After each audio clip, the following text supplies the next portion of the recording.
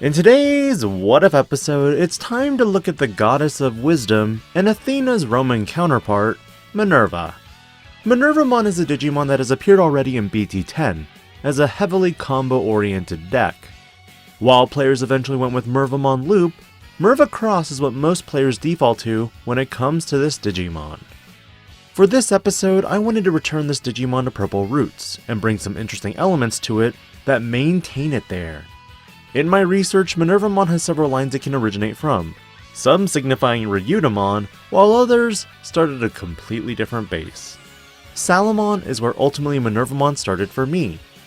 3 cost and as always 0 from a purple or yellow Digimon, this Digimon on play reveals the top 3 cards, adds 1 purple or yellow Digimon, and 1 Digimon with Olympos XII and its traits to your hand.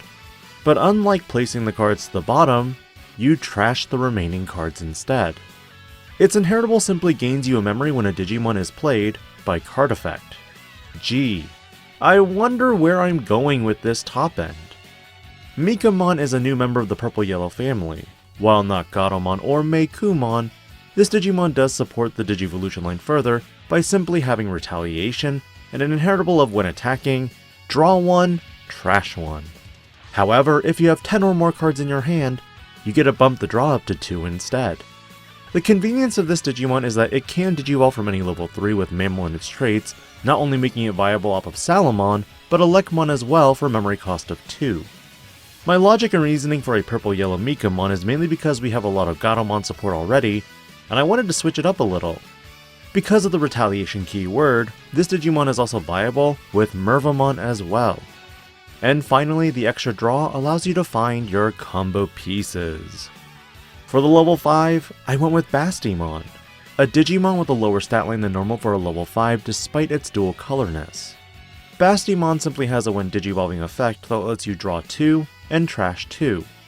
A lot of card effects have similar ones, with Lady Devimon being the first and earliest Digimon that could do this, then Blue Mervamon in BT11. But the inheritable, unlike either of those Digimon, simply gives your Digimon Rush and Blocker until the end of your opponent's next turn when it's played by a card effect. Starting to see where this is going a little bit? Minervamon in all her wisdom is the leading commander and strategist of the Olympos XII, considering she is literally Athena. Because of this, her effect calls for her comrades to join her in battle. When Digivolving and when attacking, she is able to play 1 level 4 or lower purple or yellow Digimon from trash without paying its cost. Meaning in theory, when you Digivolve into her for her reduced cost of 3 from Bastemon, you are able to play a new Digimon from the trash and give it Rush and Blocker. Simultaneously when she attacks, she is able to do this effect again, meaning you can already preemptively set up 2 blockers or 2 more attackers. If she is deleted, that's where she's similar to BT10's Minervamon, but not quite the same. The on-deletion effect simply plays Mervamon, no other conditions, which can be in some instances, game-ending. The last Digimon to go over for this What If episode is going to be Mervamon. Mervamon returns as a black-purple Digimon with a stat line of 13,000 DP. Digivolves from Minervamon for a cost of 2, or a cost of 5 generally from a purple or black Digimon that's level 5. On play and when Digivolving, this Digimon has a monstrous effect that gives all of your Digimon an on-deletion effect that when they are deleted, they spawn from the trash without paying their memory cost until the end of your opponent's turn.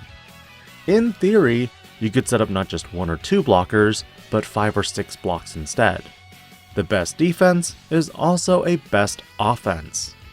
This Digimon also has Blocker, and on all turns, once per turn, when a Digimon is deleted by battle, unsuspend this Digimon. While powerful option cards can prevent the unsuspend. But in a huge hypothetical scenario, you could Digivolve into my conceptual Minervamon for a cost of 3.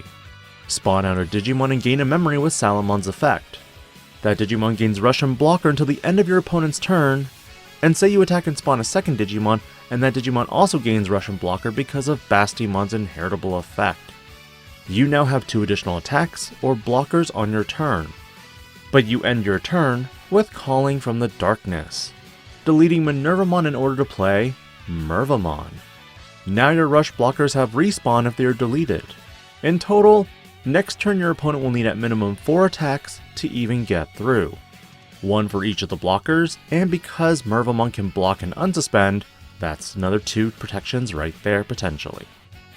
However, this concept does suffer from the general weaknesses of having lower stat line bodies, meaning certain cards could bounce, delete, or return them to the hand or deck.